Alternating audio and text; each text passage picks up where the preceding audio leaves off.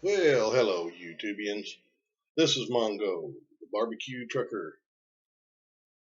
Well, I made an intro video explaining this is my first time ever even trying this, and we'll just see how it goes. I want my videos to be informative. Uh, Please don't hesitate to hit the like button, subscribe to the channel, and you'll see more. Excuse me. I will be making more videos as I go through this process. Once again, I'm going to quickly explain. I've been disabled for the last 10 years, but through diet and exercise and whatnot, I've gotten myself back in shape, and I'm going off of disability, going back to work. Being disabled sucks. I'll tell you that right now. Look what I do all day, sit here on YouTube. No, just joking. But anyway, I've got to start the whole process over, going back through truck driving school, and I'm going to document all my journey through this whole thing. And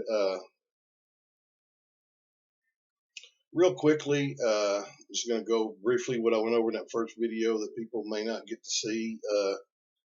Like I say, if you're interested in going into the trucking industry, driving a truck for a living, first of all, let me tell you, you ain't gonna make 100,000, you ain't gonna make 200,000, you ain't gonna make that kind of money. If anyone tells you you are, well, I'm just yanking your chain.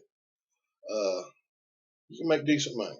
You can though, but there's several things to get started. In my other video, I was telling you about when you pick a truck driving school, get you one. If you can't get the financing for one, there's many ways to do it. Go through a community college. A lot of them do that. Just do your research on them. I would go to one if you get the financing. Go to one that's not uh, a company school. Uh, don't get me wrong. There's nothing wrong with the company schools. I'm just saying I think you'll be better off. But if you can't get the financing or whatnot, there's many companies out there that will put you through truck driving school, their school, and they're good schools. And get your CDL. You'll go out with a trainer for 3 to 5 weeks or more, and then they'll get you a truck, and then there you go. Now, you will be paying that back, $7,500 a week. Some of them will reimburse it back to you after a year. You know, over the next year after that. You just have to talk to the recruiters of these companies. Um, like I say, get your CDL learner's permit, your drug test and physical before you get there, because that's going to save you. That way you can do it at your time, your schedule instead of theirs. You do it their schedule. I mean, try to find my last video. Go to my channel, look at the video previous to that. Right now, there's going to only be 2 on there, counting this one, and it explains that more. Okay, and what I wanted to get to on this one is pay. And one of the things that kind of irritates me, I can see the point to it, but is this the kind of pay that you're going to make. Now, when these recruiters tell you what you can make, please remember that what they're talking about is drivers that have probably been there for a while, or else they'd be talking about drivers that flat get out there and hustle. They're talking about their top of the line drivers. And you may be one, and you may not. But the one thing that irritates me is this minimum wage thing. A big argument is we're not getting paid compared to the hours we have to put in. We're not getting paid even minimum wage for what we do. That may be true. However, I do not know of any minimum wage job where you can make $1,000 a week. And that's what I say. Starting out when you're in training. I'm not talking about training.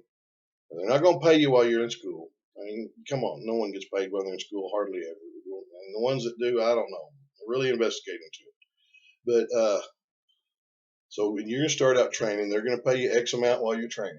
Different companies pay different amount. 500 a week, so much a day. I think some of them break it down into miles or whatnot. But once you get your own truck, which, like I say, is going to take, once you get to the company after truck driving school, is going to take probably 3 to 5 weeks, maybe a little longer, maybe a little quicker. Depends on the person. But what you could expect to make, roughly, from what I've been seeing, it's kind of hard to find out unless you do a lot of calling and talking. I've been doing some of that, and also been watching a lot. There's a lot of YouTube videos out on this. Go watch them. One channel I recommend, uh, 50 plus, 50 plus trucker, 50 plus trucker talk, or 50 plus trucker do 50 plus. Type in that search and it'll get you to him. He's a Swift driver. He's a mentor for Swift, and he'll tell you the way things are, and very, very informative videos.